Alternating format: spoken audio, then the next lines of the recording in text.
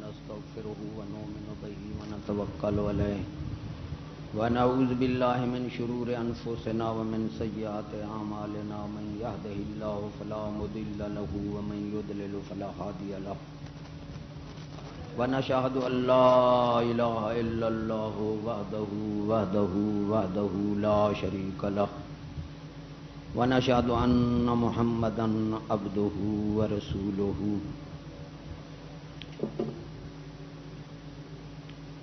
إن الله وملائكته يصلون على النبي يا أيها الذين آمنوا صلوا عليه وسلموا تسليما وصلى الله تعالى على خير خلقه محمد وعلى آله وعلى أصحابه وعلى أهل بيته أجمعين برحمتك يا أرحم الراحمين.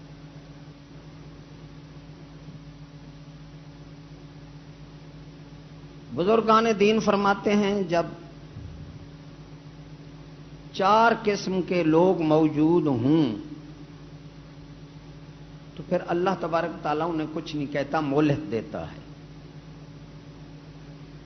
پہلے حق پر چلنے والے ہوں،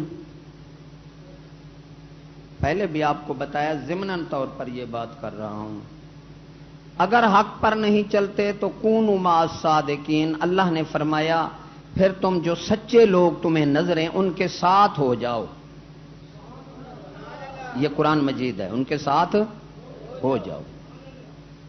یہ نہیں ہو سکتا تو حق کہنے والے ہو جاؤ. اگر یہ نہیں ہو سکتا تو حق سننے والے ہو جاؤ. پانچویں نہ ہونا کہ منافق ہو کر برباد ہو کر مر جاؤ گے. قوم حکومت جب تک حق سنتے رہیں اس وقت تک عذاب نہیں آتا. جب وہ حق کو قولی طور بھی بیان ہونے سے خود خدا رسول کی مخالفت اعلانیہ کریں اور اپنے خلاف زبانی بولنے کی بھی اجازت نہ دیں تو پھر اللہ تبارک و تعالیٰ انہیں چک لیتا ہے. اسلامی قانون، میں تو ایسا حیران ہوں، ایمان سے اگر خودکشی جائز ہوتی کر جاتے، ایسے اندھوں کی حکومت سے ہم مر جاتے. اچھا ہے، خودکشی بھی جائز نہیں، پھر اسلامی ملک بھی نہیں کہیں چلے جائیں. حضور صلی اللہ علیہ وسلم نے فرمایا حاکم علیحدہ ہوں گے، میرا قرآن علیحدہ ہوگا. انہیں حاکم تسلیم کرو گے تو گمراہ ہو جاؤ گے، اگر نہ مانو گے تو قتل ہو جاؤ گے. تو یا رسول اللہ کیا بہتر ہے ہمارے لیے؟ آپ نے فرمایا ایسا وقت آ جائے تو حضرت عیسیٰ علیہ السلام کے حواریوں جیسے کر لینا کہ میں اولو العزم رسول ہوں. لیکن حضرت عیسیٰ علیہ السلام کے حواریوں نے، ماننے والوں نے جان دے دی تھی، انجیل کو نہیں چھوڑا تھا. تو ہم مجبور ہیں. یہ ظالم تو اپنی عاقبت ہی ختم کر رہے ہیں، یہاں بھی ان قریب ختم ہو جائیں گے. اللہ تعالیٰ کی جیل سخت ہے، قبر سے یہ بچ تو نہیں سکتے. یہ تو اپنی جیل سے ڈرا رہے ہیں نا. یہ منافق کی نشانی ہے. اس لیے امام قرطبی سرکار فرماتے ہیں کہ جب حاکم بے دین ہوں خدا کا عذاب آ جاتا ہے. حاکم عالم حق کہنا چھوڑ دیں پھر بھی اللہ کا عذاب آ جاتا ہے. پیر ایسے ہوں کہ قوم کو صحیح راستے، صحیح حکم کی تلقین نہ کریں، علم دین پڑھنے کا نہ کہیں، پھر بھی عذاب آ جاتا ہے. آخری فرمایا اگر عورتیں بے پرد ہوں تو پھر بھی اللہ کا عذاب آ جاتا ہے. تو فرمایا بے دین حاکم خود بھی فرعون کی طرح غرق ہو جاتا ہے اور قوم کو بھی اس جہان میں بھی غرق کر دیتا ہے اور اگلے جہان میں بھی جہنمی بنا دیتا ہے. بے دین حاکم. یہودی قانون میں تو حیران ہوں کہ اتنا بے انصاف حضرت آدم علیہ السلام سے لے کر موجودہ دور کے حاکموں جیسا کوئی حاکم ظالم آیا ہی نہیں کہ یہ اپنا جو بناوٹی قانون ہے اس پر بھی نہیں رہتے. ان کے یہودی قانون میں ہے کہ حزب اختلاف جتنا مضبوط ہوگی اتنا حکومت مضبوط ہوتی ہے. اور اسلام میں تو ہے. حضرت امیر معاویہ صاحب آپ نے جمعے پر کہا کہ یہ بیت المال جو ہے یہ ہمارا ہے، ہم حکومت کا حق ہے، بھئی اس میں رکھو، اس کے نیچے رکھو، باہر نہ رکھو، اڑ جائیں گے۔ کوئی نہ بولا، روتے رہے، 8 دن روتے رہے۔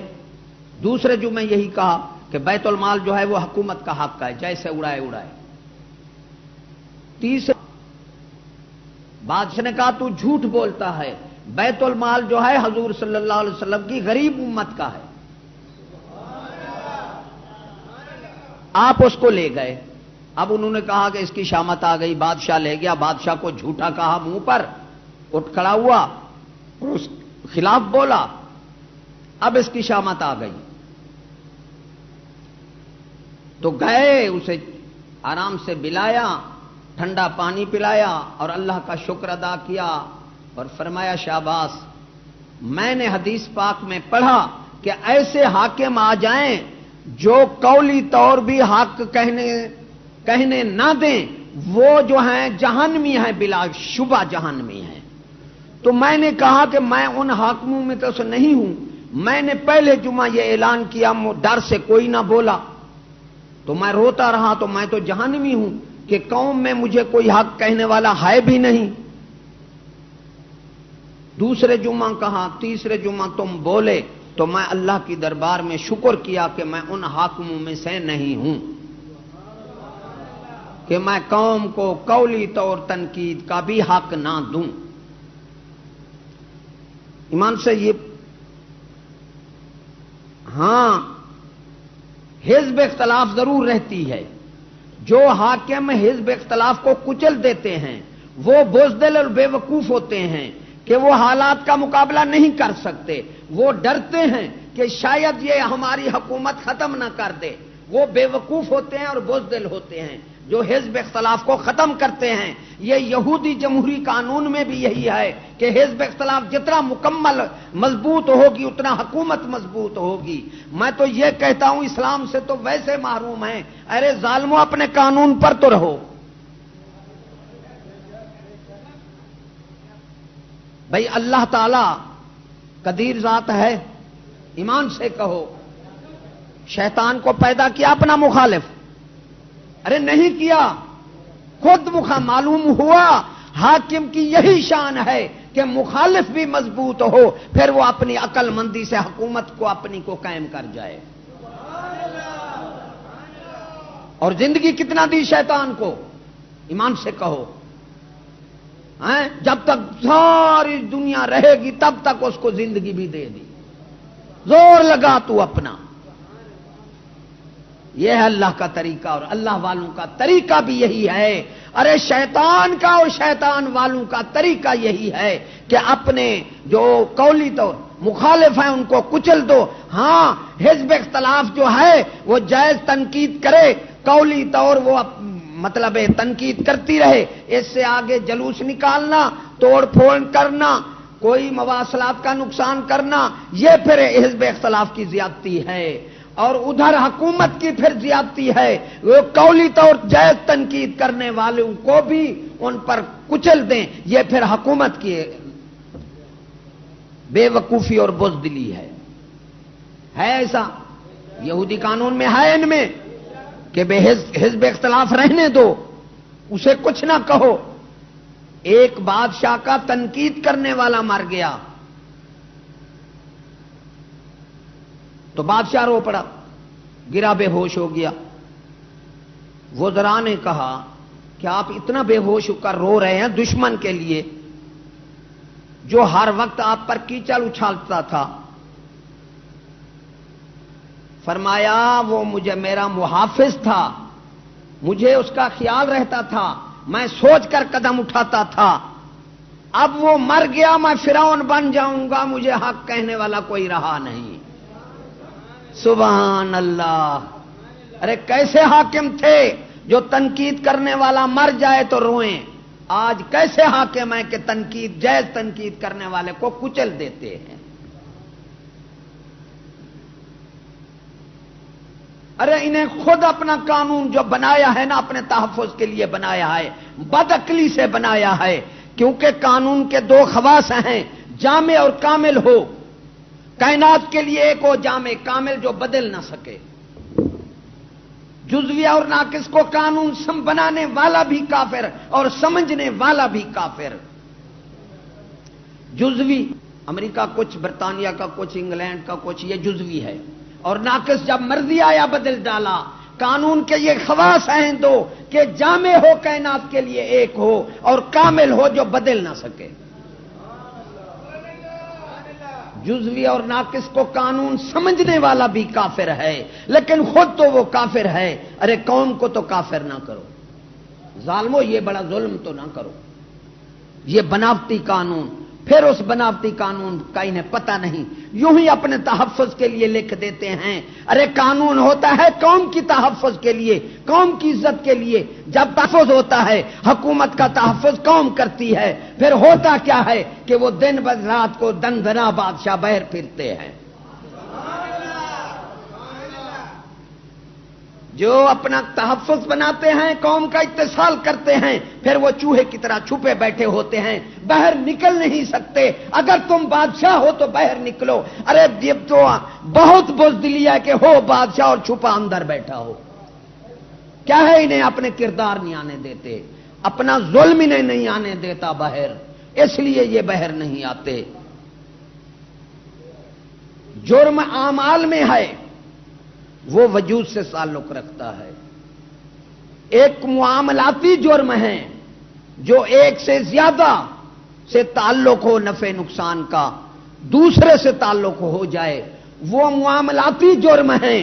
ارے انہیں یہی پتہ نہیں، دہشت گردی نکال دیا، جرائم کا پتہ نہیں. میں آپ کو بتاتا ہوں کہ معاملات میں ادنا سا جرم کون سا ہے اور بڑھ سے بڑھ کر زیادہ جرم کون سا ہے. معاملات میں ادنا جرم ہے ٹھگی اور فراڈ، چھوٹا جرم سب سے. یہ معاملات میں ہے، کسی سے ٹھگی کرنا یا فراڈ کرنا. اس سے زیادہ جرم ہے چوری کرنا، جسے چور کہتے ہیں.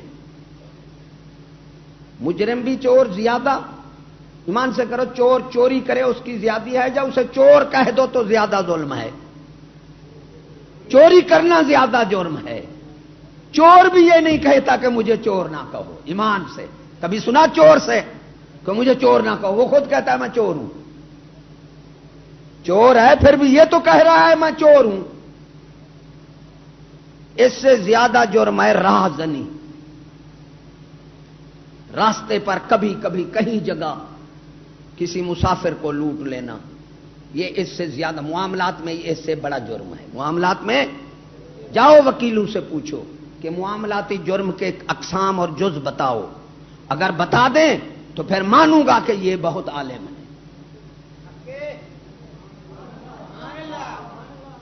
راہزنی کے بعد ہے ڈاکہ.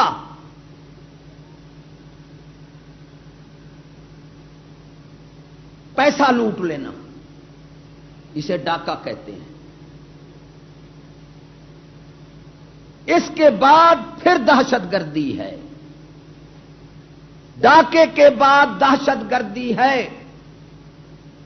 پیسے لوٹنا، جان سے مار دینا اور عزت لوٹ لینا، یہ دہشت گردی ہے. انہوں نے تو پتہ نہیں دہشت گردی کا مفہوم یہ بتایا ہے کہ ہم ننگے کھڑے رہیں، تم ہمیں کہہ دیا ننگا ہے تو تم جاؤ دہشت گرد ہو.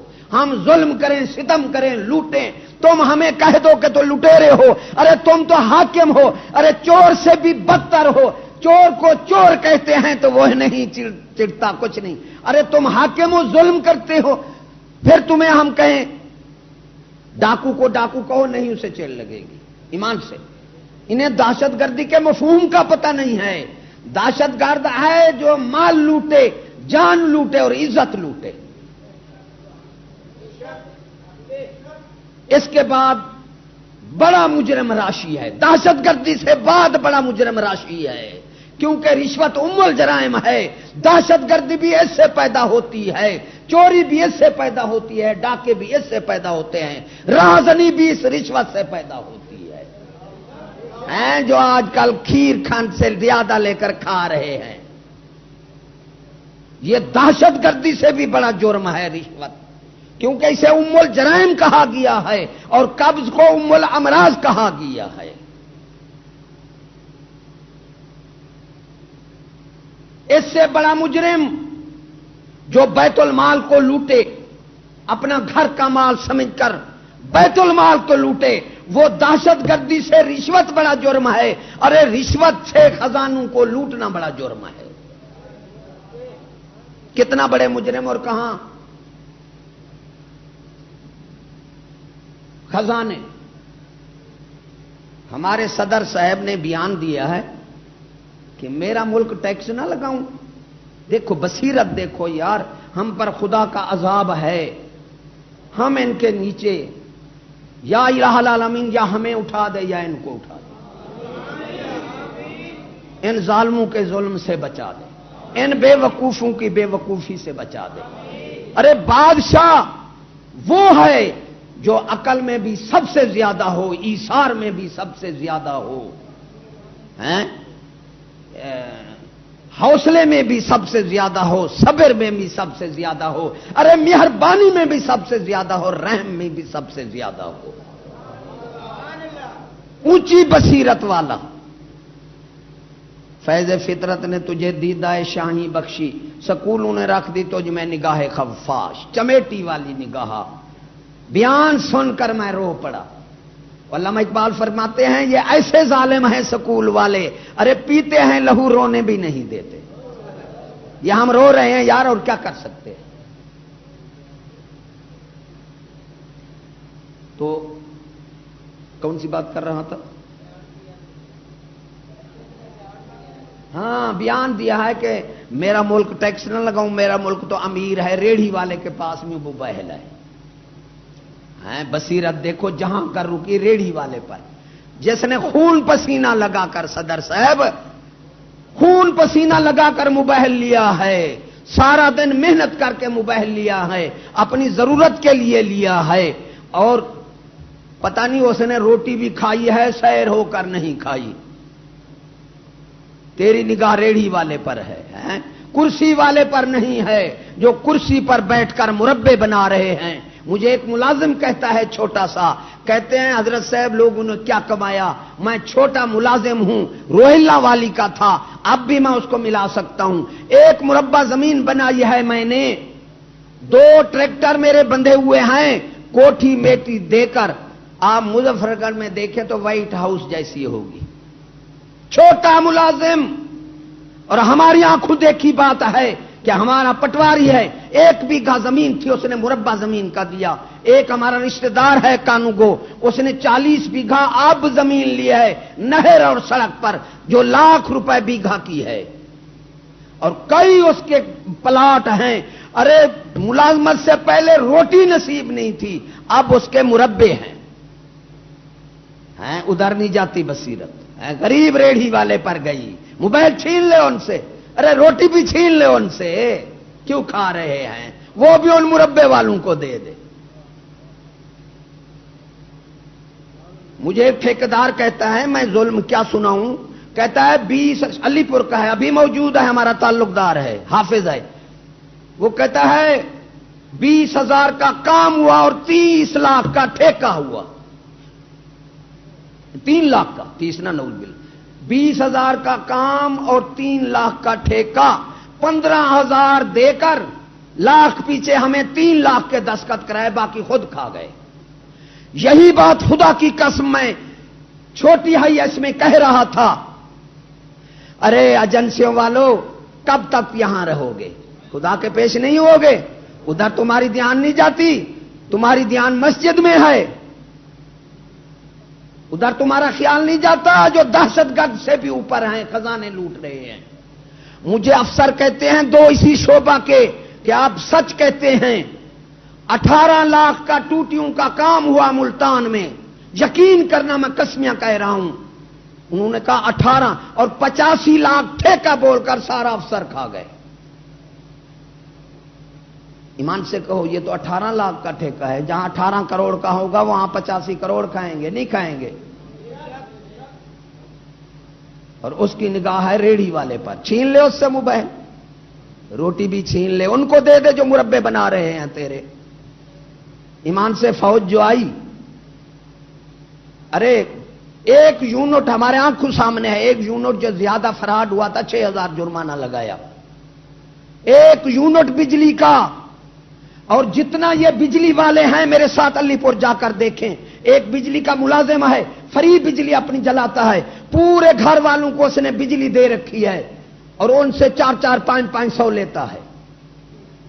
یہی بجلی پتہ نہیں، ایک اینٹی کرپشن کا افسر ہے رول اللہ علی کا، مجھے دعوت تھی، وہ ہمارے ماننے والا ہے، تو میں اس کے کمروں میں ایسے پیشاب کرنے گیا، سارا دیکھا پنکھے بھی چل رہے ہیں، بیٹھا کوئی نہیں ہے، اور بجلیاں بھی ویسے، وہ بلب بھی جل رہے ہیں۔ میں نے کہا خان صاحب یہ کیا؟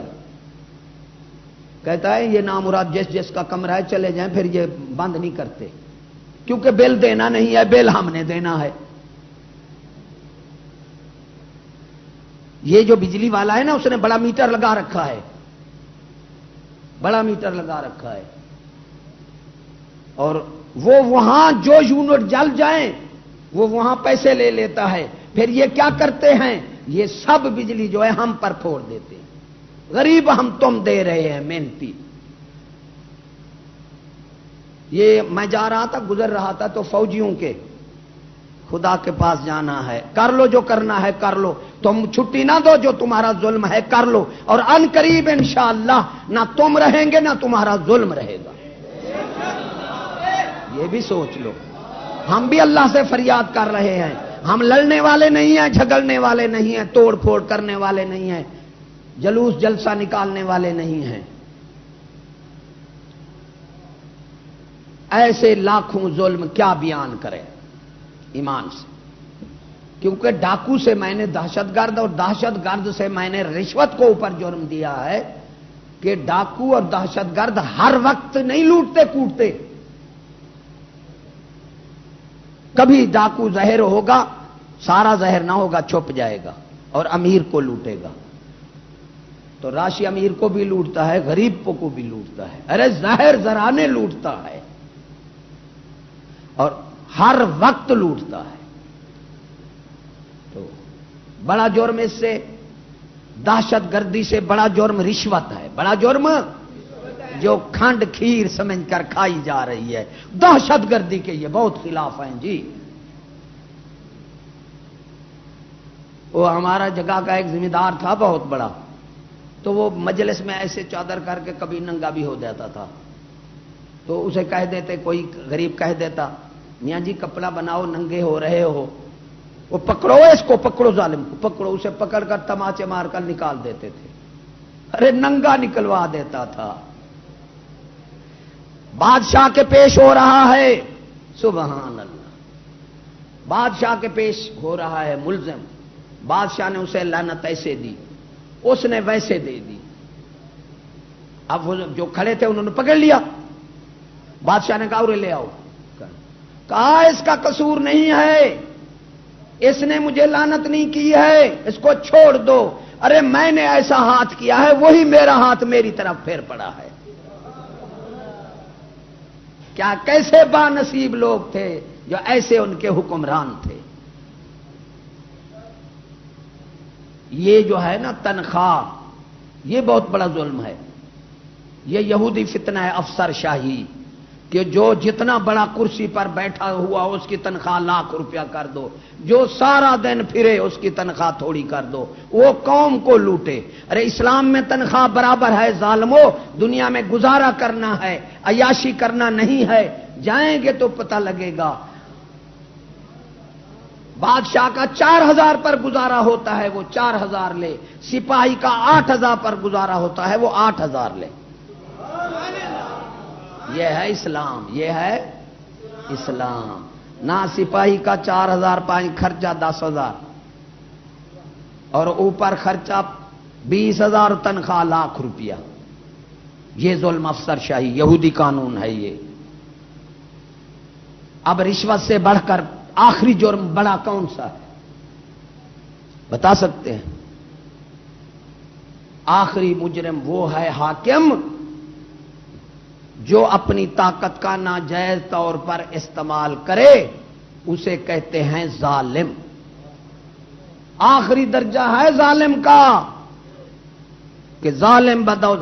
ارے ڈاکو بھی بے ایمان ہو کے نہیں مرتا، دہشت گرد بھی ہو سکتا ہے ایمان سے مر جائے، اور راشی بھی ہو سکتا ہے شاید ایمان سے، ہے نہیں شاید، وہ بھی نہیں مر سکتا.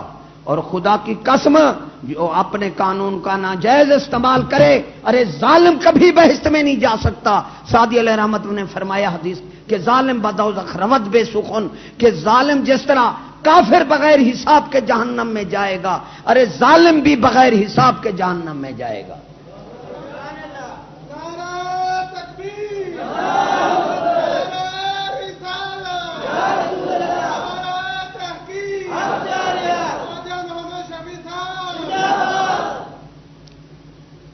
ظالم کو کسی نے قلم دے دی، وہ بھی ساتھ جہنم میں جائے گا. الیک پتہ چلا ظالم یہاں سے گزرتا ہے، اینٹ پڑی تھی، ڈھیلا پڑا تھا، کسی نے وہ ڈھیلا اٹھا کر ادھر پھینک دیا، خدا کی قسم وہ بھی جہنم میں جائے گا. آخری درجہ ہے ظالم کا. اور ظالم جس کو قرآن کہے وہ ظالم ہو سکتا ہے، ہمارے کہنے سے نہیں ہو سکتا. ایمان سے کہو، یا تو قرآن یہ کہتے ہیں ہمارے خلاف جی بولے اسے 16 MP، اور قرآن پر کیا لگاؤ گے؟ قرآن کیا کہتا ہے؟ وَمَن لَّمْ يَحْكُم بِمَا أَنزَلَ اللَّهُ فَأُولَٰئِكَ هُمُ الْكَافِرُونَ وَمَن لَّمْ يَحْكُم بِمَا أَنزَلَ اللَّهُ فَأُولَٰئِكَ هُمُ الْفَاسِقُونَ وَمَن لَّمْ يَحْكُم بِمَا أَنزَلَ اللَّهُ فَأُولَٰئِكَ هُمُ الظَّالِمُونَ. یہ آخری درجہ ہے کہ خدا بادشاہی دے، پھر خدا قرآن پر، خدا کے رسول کے حکم پر حکم نہ مانے، کیونکہ حاکم وہی ہے جو حاکم الحاکمین کو حاکم مانتا ہے. ارے جو اللہ کو حاکم نہیں مانتا وہ چوہا تو ہو سکتا ہے، ظالم فاسق کافر ہو سکتا ہے، حاکم نہیں ہو سکتا. اب قرآن کو قرآن پر 16 MP لگاؤ گے؟ کیا لگاؤ گے؟ تم تو کہتے ہو ہمارے خلاف نہ بولے، قرآن تمہیں ظالم کہہ رہا ہے، کافر کہہ رہا ہے اور فاسق کہہ رہا ہے. تینوں بڑے جرم ہیں، آخری بڑے. پھر یہ قرآن مجید نہیں پڑھتے؟ اور میں نے سٹیج پر پڑھ لیا، پتہ نہیں 1000 لوگ ان آیاتوں کو چھوڑ دیتے ہیں، وہ نہیں پڑھتے. ایمان سے کہو، حافظ نہیں پڑھتے جو رمضان شریف میں یہ آیت نہیں پڑھتے. کتنا دنیا ان آیات کو پڑھتی ہوگی اور تمہیں کافر ظالم فاسق کہتی ہوگی. قرآن اگر قرآن کو نہیں مانتے تو پھر کافر ہیں، اگر مانتے ہیں تو پھر بھی کافر اور ظالم ہیں، بچ ہی نہیں سکتے. آپ کو سمجھ آ گئی؟ معاملات کے جرم میں پہلا جرم ٹھگی فراڈ، پہلا جرم ٹھگی فراڈی، دوسرا چوری، تیسرا راہزنی، چوتھا ڈاکہ، پنجواں دہشت گردی، چھٹا رشوت، آٹھواں بیت المال کو یہ امانت ہے کھانا. 8 جرم. کتنے ہو گئے؟ 7. آخری جرم جو ہے وہ ہے خدا رسول کے خلاف حکم چلانا، یہ آخری جرم ہے. اور دہشت گردی کس سے تعبیر ہے؟ مال کا نقصان کرے، جان کا نقصان کرے اور عزت کا نقصان کرے، یہ ہے دہشت گردی. ارے ظالمو، چشتی جیسا شریف آدمی تم نے دہشت گردی کا کیس لگا دیا، کتاب پر دیکھ کر لگا دیا، کوئی ثبوت ہے؟ 18 سال کی تقریر میں کوئی ہاتھ کھڑا کرے کہ چشتی صاحب کی تقریر میں کسی کو خراش بھی آیا ہو. 1000 لوگ نیک بنے جو سڑکوں پر نکلتے تھے، سڑکوں پر نکلنا بند کر دیا. جو اب وہی لوگ جلوس ہوں، جلسے ہوں، جاتے نہیں، ہڑتال پہ نہیں جاتے، توڑ پھوڑ. چشتی صاحب سے چشت صاحب، ارے چشت صاحب سے کے ساتھ تعلق والے بھی توڑ پھوڑ سے جدا ہیں. ظالموں، ایسے شریف آدمی کو دہشت گردی، جھوٹو، اور کرنل فوج کا تو جھوٹا پرچہ دلا رہا ہے، خدا کے پیش نہیں ہوگا. کیا ثبوت ہے چشت صاحب سے دہشت گردی کا؟ جب فراڈ نہیں ہے، اس میں چوری نہیں ہے، राज़नी नहीं है, ये नहीं है तुमने दहशत गर्दी लगा दी। जालिम, खुदा से नहीं डरता तू? हमसे ताकतवर है, खुदा से तो ताकतवर नहीं है। जब तू कर्नल फौज का होकर एक शरीफ आदमी पर झूठा पर्चा दे दिया तुमने, तुम्हें दहशतगर्दी का जालिम खुद पता नहीं है कि दहशतगर्दी क्या होती है। अल्लाह तुम्हें पकड़ेगा। हम भी रात दिन उस रब से फरियाद कर रहे हैं, अरे जिसके हाथ में तेरी जान है और तेरा नफा नुकसान है। हमारी जुबान को नहीं रोक सकते, हमारी बद्दुआ को नहीं रोक सकते।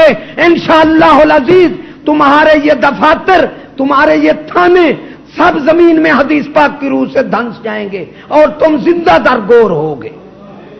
और चिश्ती इंशाअल्लाह दंदना इस्लाम की तबलीग करेगा।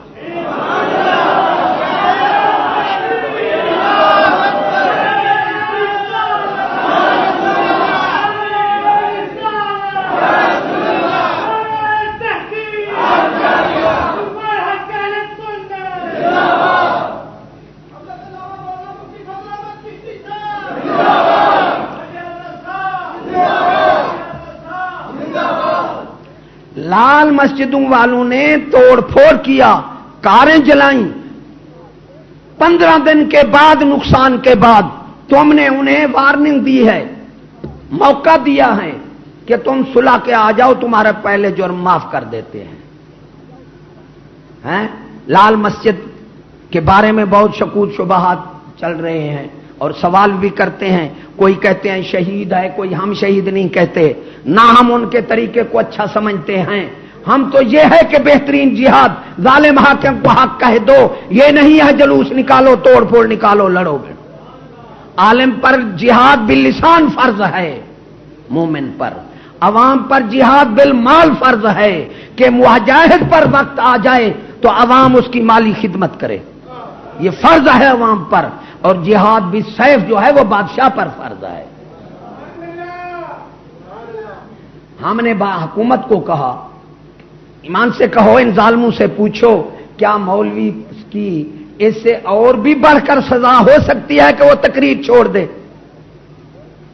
अरे तुम्हारा मुलाजिम जब तुम गुस्सा हो मुअत्तल करते हो, जालिमों से सजा तो नहीं देते, उसके लिए यही सजा काफी है। और मौलवी का मुआश का जरिया तकरीर पर होता है, और मौलवी तकरीर छोड़ दे या मस्जिद छोड़ दे, इससे ज्यादा उस पर और कोई सजा नहीं हो सकती।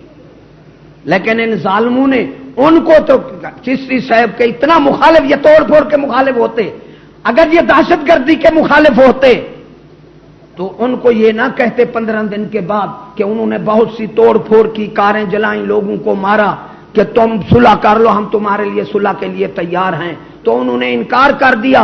बाद में जब ज्यादा नुकसान हो गया तो उन्होंने कहा हम सुलह करते हैं, तो हुकूमत ने इनकार कर दिया। लेकिन क्या वजह है कि चिश्ती साहब जैसे शरीफ, 40 साल पुख्ती मिजाज की उम्र होती है, 40 साल के बाद शैतान छोड़ देता है कि अब तू जहां है वहीं रहेगा। अब मेरी 70 साल की, 75 साल की उम्र है, इस वक्त तक मैं क्या इस मुआशरे में नहीं रहा, मेरे नुकसान नहीं होंगे?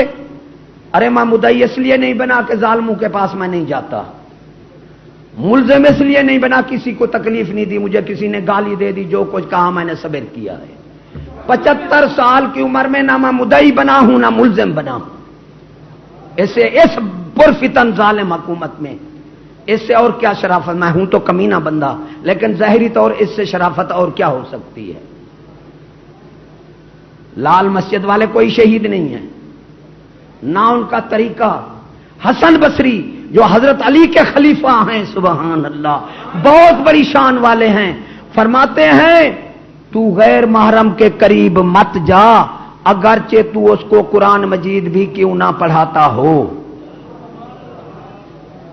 अगरचे राबिया बसरी भी क्यों ना हो।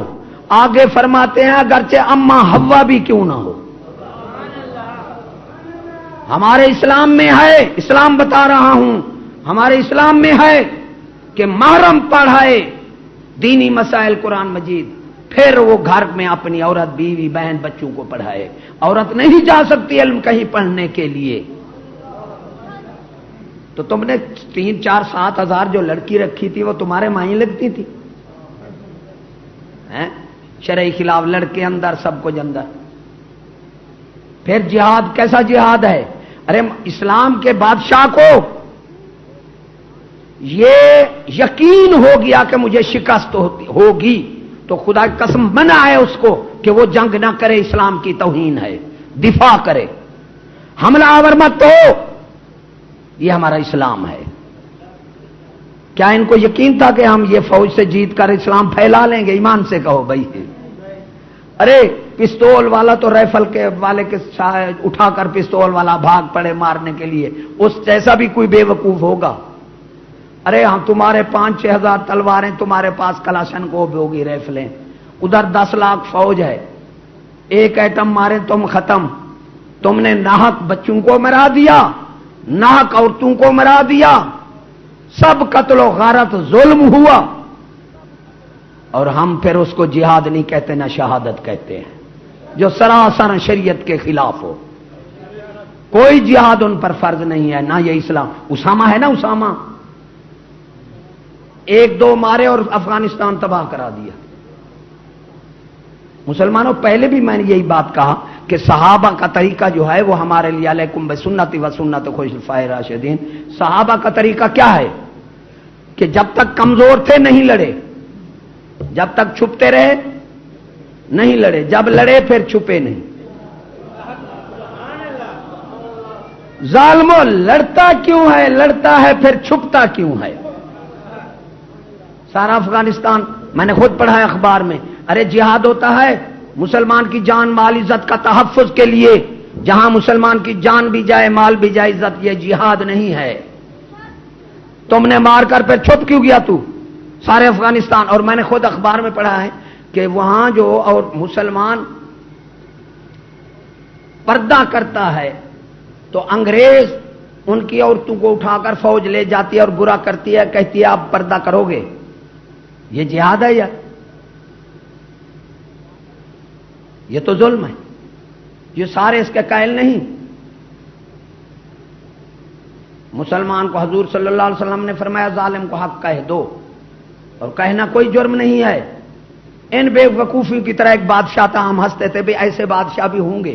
اب دیکھ رہے ہیں اس نے ایک پھندا بنایا تھا پھانسی کا.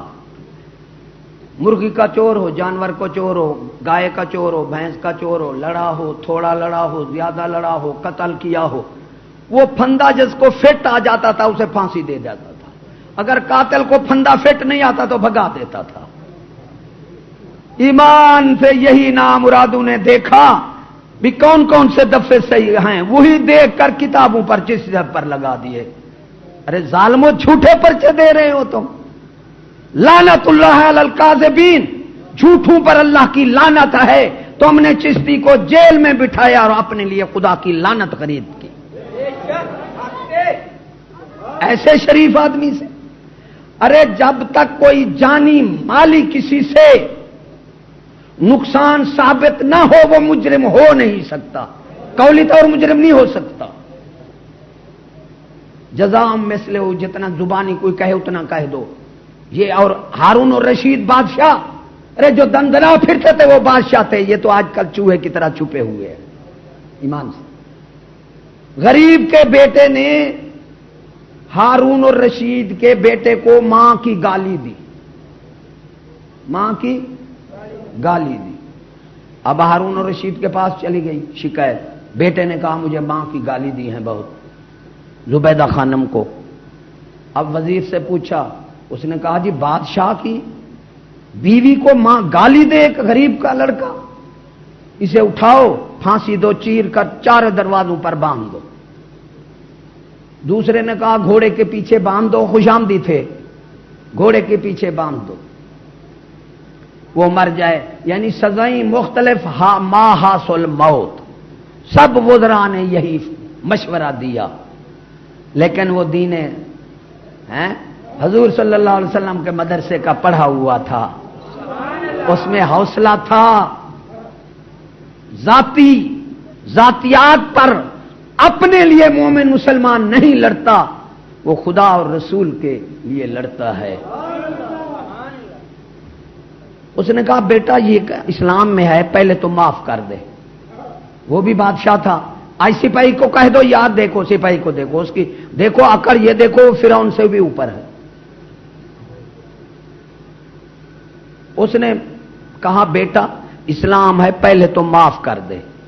معاف نہیں کرتا تو اتنا گالی دینا، یہ نہیں کہنا میں بادشاہ کا بیٹا ہوں، اللہ کو سب مخلوق برابر ہے، ہو سکتا ہے ہم سے وہی اچھا ہو. تو اتنا گالی دینا جتنا اس نے دی ہے. اگر زیادہ گالی دی تو اس کا ہاتھ ہوگا اور ہمارا قیامت کے دن میرا گریبان ہوگا. گورنر حضرت امیر عمر صاحب کے وقت گورنر کے تعلق دار نے ایک غریب کو تماچا مارا. وہ گیا، گورنر نے نہیں سنی. حضرت امیر عمر رضی اللہ تعالی عنہ آئے، شکایت لا کر آ گیا. آپ نے فرمایا او کس نے تماچا مارا؟ وہ امیر بندہ تھا گورنر سے. فرمایا ادھر آ. اس کو فرمایا لگا اس کو تماچا. اس کو مارا. فرمایا ایک گورنر کو بھی مار دے کہ اس نے تیری فریاد نہیں سنی. یہ ہمارے گناہوں کی شامت ہو سکتے ہیں، حاکم نہیں ہو سکتے. اور اس کا علاج بھی بتا دوں، یاد کرنا. ارے کوئی چار گالی دے دینا. حضرت صدیق اکبر کو گالی دے رہا ہے، آپ نے جواب دیا، حضور صلی اللہ علیہ وسلم قربان جاواں ناراض ہو گئے. بادشاہی کا وقت تھا یا بادشاہی سے پہلے. تو حضرت صدیق اکبر نے عرض کی یا رسول اللہ وہ بھی مجھے دے رہا تھا. آپ نے فرمایا فرشتہ جواب دے رہا تھا، جب تم نے بدلہ لیا فرشتہ چلا گیا. افضل یہی ہے کہ کوئی گالی دے دے، صبر کرو. لڑنا نہیں ہے، لڑنا جھگڑنا ہمارا شیوا نہیں. ہمارا شیوا ہے صبر کرنا اور اللہ سے مدد طلب کرنا. اللہ سے مدد طلب کرنا. ہاں بھائی، جہاد بالمال عوام پر فرض ہے اور اسلام میں ہے اعلان عام کر دو جہاں جہاں تک مسلمان ہیں. نام زد کر نہ مانگو کسی سے کہ وہ شرمسار نہ ہو، وہ صاحب تصرف نہ ہو، اس کی طاقت نہ ہو تو اس کو کہو تو اتنا دے دے، یہ ناجائز ہے. اعلان عام کر دو، جو صاحب تصرف ہو وہ کر سکتا ہے، یہ جائز ہے. تو جس صاحب اس وقت مصیبت میں ہیں، کوئی صاحب تصرف جس کا دل چاہے اور اسے طاقت بھی ہے، یہ نہیں اپنے روٹی کے لیے پورا ہے، اس پر کوئی جہاد مل مال فرض نہیں ہے. کرتا ہے تو اس کا ایثار ہے. دیکھتا ہے جس اتنا طاقت ہو سکتی ہے وہیں بیٹھے رہیں، وہیں بیٹھے رہیں.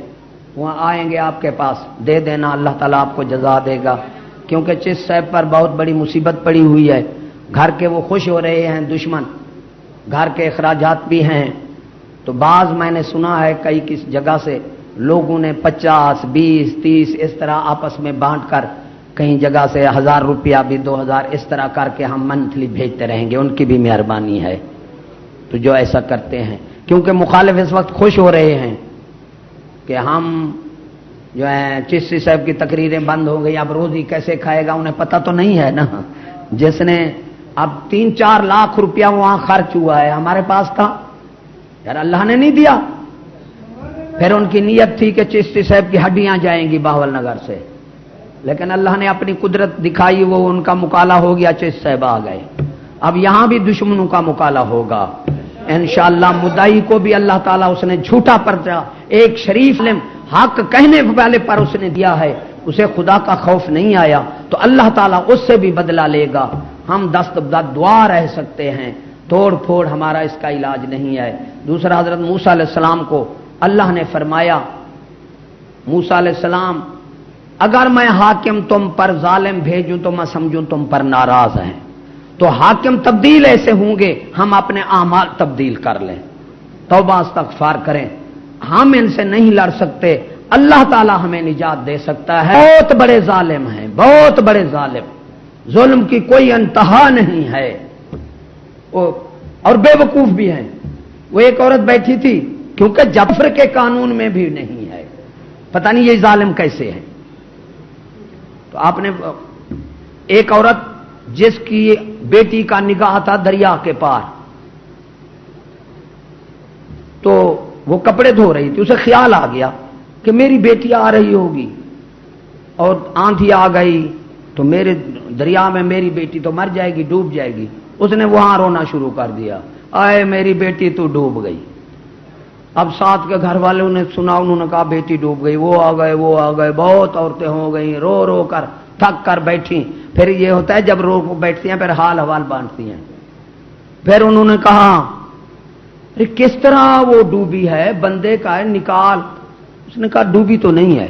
کہا کیسے؟ تو کہتی ہے مجھے خیال آ گیا میں بیٹی میری کا نکاح ہے دریا پار، تو میں شادی کروں گی، پھر آندھی آ جائے گی، پھر وہ دریا کشتی جو ہے ڈوب جائے گی، میری بیٹی بھی ڈوب جائے گی، میں اس لیے رو رہا ہوں۔ ارے ایسے بے وقوف سنتے تھے، آج دیکھ رہے ہیں کہ چیز صاحب دہشت گرد ہے۔ وہ بھائی نقصان مالی کیا نہیں، کوئی جانی نقصان کیا نہیں، کوئی عزت لوٹی کوئی نہیں، جلوس نکالے، توڑ پھوڑ کی، کسی کو خراش نہ آئی، تو بھی دہشت گردی کیسے ہے؟ ان ظالموں کو تو پتہ دہشت اسلحے میں ہے، ان کے پاس بھی اسلحہ تھا، دماغ خراب ہو گیا۔ ارے یہ لال مسجد والوں کے پاس بھی اسلحہ تھا جو ختم کرا دیا، اسلحہ نہ ہوتا ایمان سے یہ کرتے ایسے؟ اب ان ظالم بندہ دہشت گرد نہیں ہے، اسلحہ دہشت ہے۔ ایک طرف 10 بندے کھڑے ہیں خالی ہاتھ، ایک طرف ایک بندہ کلاشن کوپ لے کر کھڑا ہے، دہشت تو پڑے گی کلاشن کوپ والے کی، کلاشن کوپ لے اس کی دہشت ختم ہو جائے گی۔ وہ اسلحہ ہے دہشت، اور دہشت گرد بھی بنا دیتا ہے۔ ارے ظالمو خدا تمہیں چکے، چشتی صاحب نے تو آج تک مراد دہشت گرد کس طرح دہشت گردی کا لانتی ہو، تم نے پرچہ دے کر ایک شریف پر اسے جیل میں بند کر رکھا ہے، پھر ہلکی کوٹھی میں، اور ہم ہر وقت رات دن اللہ سے فریاد کر رہے ہیں۔ ارے جب ہماری فریاد سنی گئی نا تو تمہارا بیڑا غرق ہوگا، تم نے جیل میں کرا کر خوش ہوئے ہو، ہم تمہیں قبر کی جیل میں کرا کر خوش ہوں۔ ہمارے پاس اور کوئی علاج نہیں ہے سوائے اللہ کے فریاد کرنے کے۔ ہم نہ لڑتے ہیں نہ کسی کو لڑنے کا کہتے ہیں، بلکہ میں جہاں تقریر ہوتی ہے بعض مشورہ دیتے ہیں، یہ آپ کے ماننے والے بہت ہیں، ان کو کہہ دو جلوس نکالو۔ میں کہتا ہوں بھئی جو جلوس نکالے، 1-2 بندوں نے مجھے کہا اگر تو ہم کمال سے اپنی جان دیتے ہیں، وہ کمال جس نے پرچہ کیا ہے۔ میں نے کہا خبردار، ہم مظلوم بن کر اس جہان سے جا سکتے ہیں، ظالم بن کے ہم اپنا بدلہ خود نہیں لیتے، ہم اللہ تعالیٰ کو فریاد کرتے ہیں۔ جو جلوس نکالے گا یا ایسا کام کرے گا اس کا ہمارے ساتھ کوئی تعلق نہیں ہے۔ بے شک جہاں جہاں تک آپ کی رسائی ہے یہ میری بات کہہ دینا، جلوس نکالنا اور توڑ پھوڑ کرنا یا کسی سے لڑنا، اگر ہم لڑتے تو میں 300 بیگھے کا مالک ہوں، میں موضع میں رہتا، زمین چھوڑ دی، سب کا چھوڑ دی، لڑا کسی سے نہیں، تکلیف برداشت کی۔ اب بھی ہم نے حق کہا ہے، اس وقت ان سے ہمارا واسطہ، اب پوری دنیا سے واسطہ ہے، تو ہم اتنا نہیں ہیں، ہم دعا کرتے ہیں یا الہ العالمین ہم سے ہمیں نجات دے، بچا لے، یا پھر ہمیں صبر و تحمل دے کہ ہم تکالیف پر ثابت قدم رہیں۔ بغیر تیری مدد کے ہم تکلیف پر ثابت قدم نہیں رہ سکتے، ظالموں کے ظلم نہیں کر سکتے۔ تو ہمیں طاقت دے دے، یا ہمیں فتح دے دے، یا ہمیں شہادت دے دے۔ ٹائم ہو گیا ہے۔ وآخر دعوانا ان الحمدللہ رب العالمین۔ رسول اللہ رسولوں پر نہیں مگر تبلیغ، تبلیغ بلاغ مانا دین حق پہنچا دینا خاص و عام پر، اس میں لاکھوں فی بھروسہ، یقین محکم، یہ سب چیز کی ضرورت ہے۔ تبلیغ سالوں کے بعد ہوتی ہے اور پھر تقریر 100 سال تک ہوتی رہے۔ تبلیغ کا معیار ہے جو وہ ہو جائے پھر اس کے بعد ضرورت نہیں ہوتی۔ قتلہم الانبیاء بغیر حق، اللہ نے فرمایا نبیوں نے تبلیغ کی اور قتل کیے گئے۔ کیوں؟ اگر آپ کسی کو قتل کر دیں، اس کے وارث کو کہیں کہ ہم یار اس کو کچھ نہیں کہیں گے، اس کے ورثاء راضی ہوں گے؟ नुक्ते की बात है भाई, आप अम्मी से कुछ नहीं कहेंगे तो वो कहेंगे कत्ल तो कर दिया, और क्या कहोगे।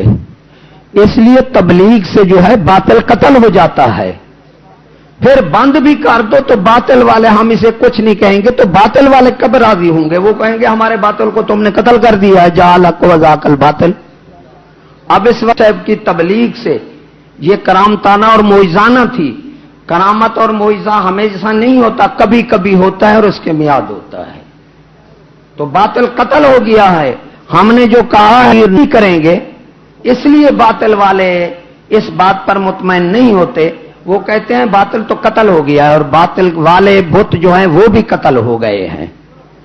ईमान से कहो हुजूर सल्लल्लाहु अलैहि वसल्लम ने 13 साल तबलीग फरमाई है। आका उल मौला, हम क्या है, हम तो उनकी मेहरबानी से, उनके मोइजे से जो हुई है, हम तो खुद कुछ नहीं है ना।